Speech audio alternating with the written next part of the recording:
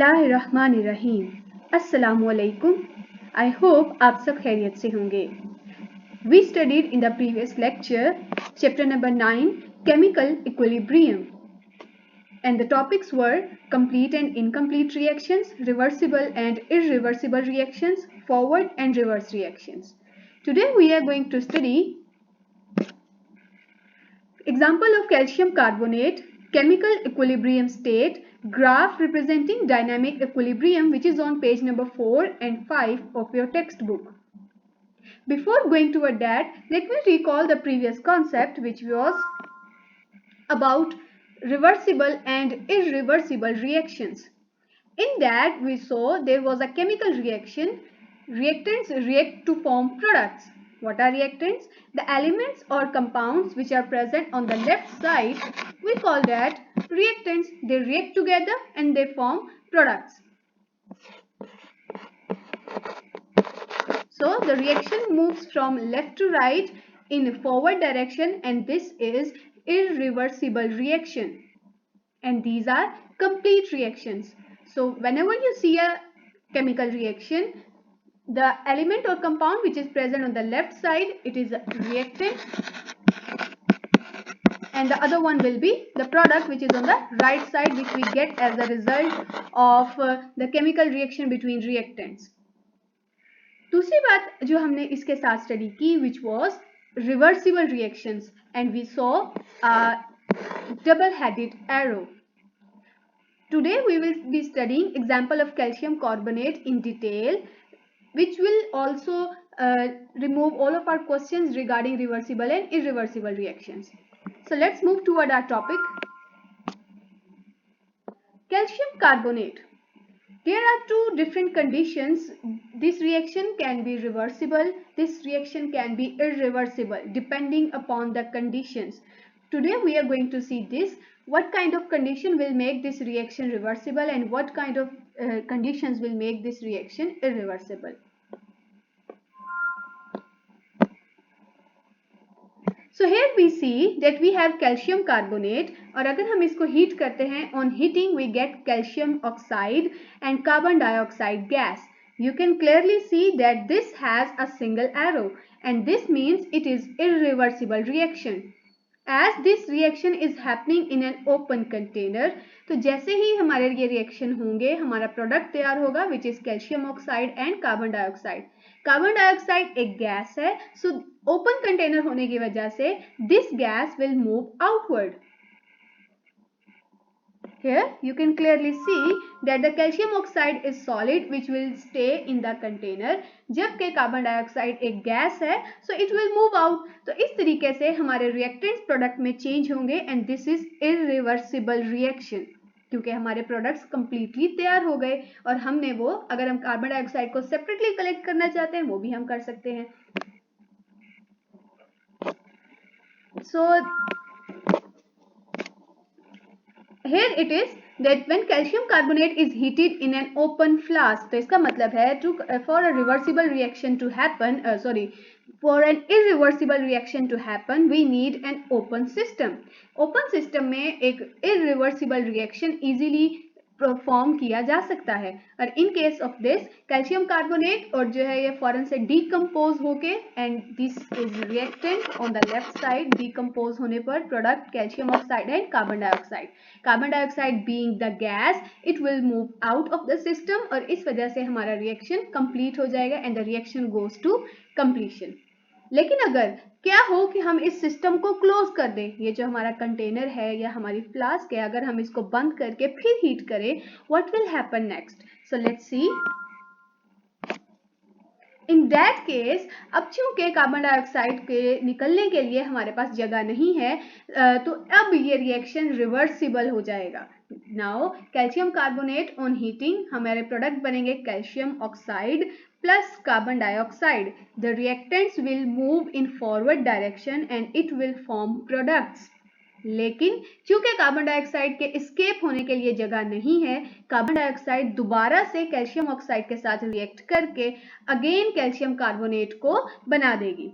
So this is reversible reaction and it is represented by double-headed arrow. Forward reaction will take place from left to right, हमारे reactant product में change होंगे, and then reverse reaction will take place from right to left, हमारे products reactant में दोबारा change हो जाएंगे। तो चूंकि आपका सिस्टम बंद है, कोई ना ही प्रोडक्ट बाहर निकल रहा है ना ही कोई रिएक्टेंट बाहर निकल रहा है, सो इट मीन्स ये रिएक्शन कंटिन्यूसली होता रहेगा। So this is reversible reaction और हमें कभी भी कंप्लीट प्रोडक्ट इसमें नहीं मिलेगा। अगर हमें कंप्लीट प्रोडक्ट चाहिए तो हमें इस सिस्टम को ओपन करना पड़ेगा, कार्बन डाइऑक्साइड गैस जो है वो सेपरेट कलेक्ट होगी, फिर हमारे पास कैल्शियम ऑक्साइड जो है और carbon dioxide as a product हमें मिलेंगे। Otherwise the reaction will go again toward its reverse side and again reactants वापस से फॉर्म हो जाएंगे। So in these two reactions जो कि पीछे हमने देखे, one was a decomposition and the other one was the formation one. So decomposition is reverse to combination. जब calcium carbonate is heated in closed flask, carbon dioxide can't escape out, वो भी हमने देखा। सो इनिशियली क्या हुआ, decomposition हुई, calcium carbonate की breakdown हुई एंड फॉरवर्ड रिएक्शन में ये इन प्रोडक्ट्स में चेंज हो गया। कार्बन डाइऑक्साइड चूंकि बाहर नहीं निकल पा रही, स्केप नहीं हो रही, it will again combine with calcium oxide और रिवर्स रिएक्शन होगा।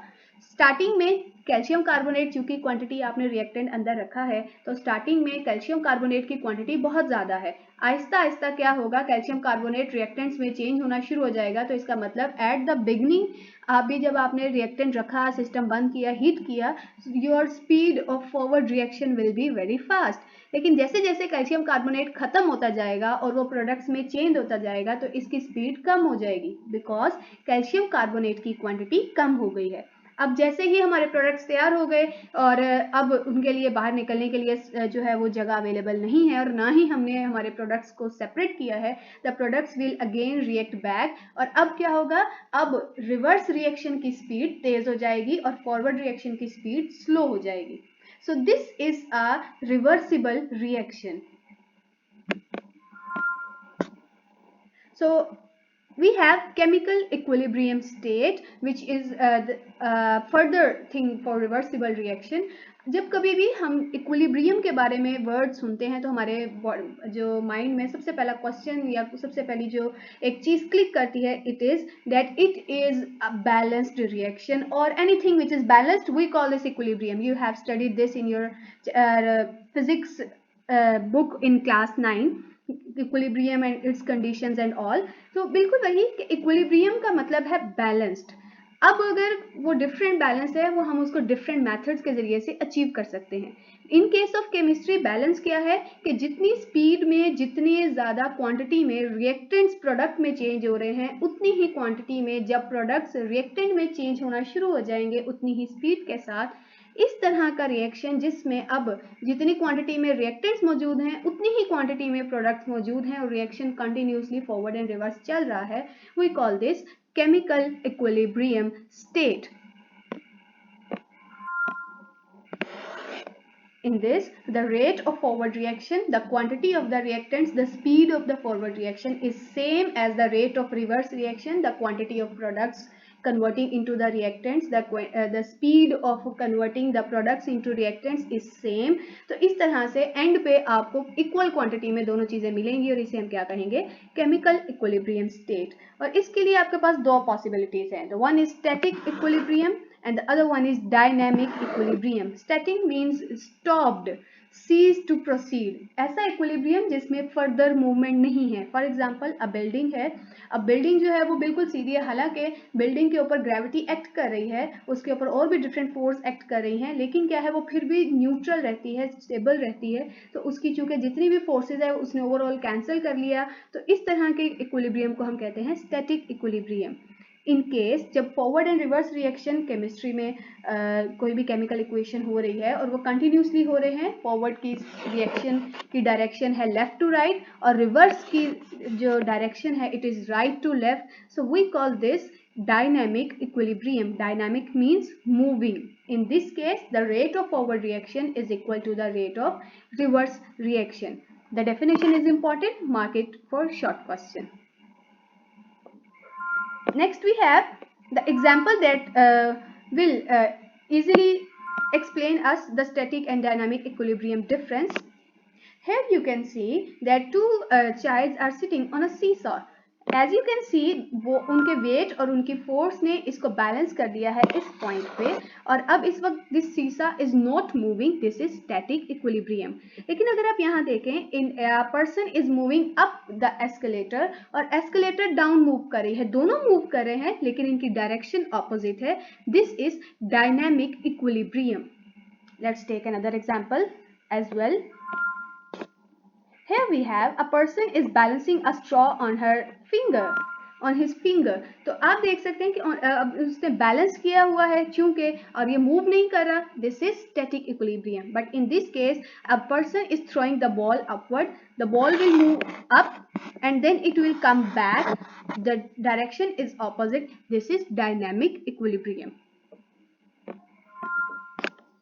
So let's study its some important points in case of dynamic equilibrium. जैसे हमने पीछे कहा कि जैसे जैसे रिएक्शन स्टार्ट होगा, स्टार्टिंग में जब अभी आपने रिएक्टेंट रखे हैं, क्योंकि अभी रिएक्टेंट है और प्रोडक्ट नहीं बने हैं, तो जब रिएक्टेंट प्रोडक्ट में कन्वर्ट होंगे तो फॉरवर्ड रिएक्शन की स्पीड फास्ट होगी और रिवर्स रिएक्शन की स्पीड स्लो होगी या बल्कि ना होने के बराबर होगी, क्योंकि अभी तो प्रोडक्ट्स तैयार ही नहीं हुए.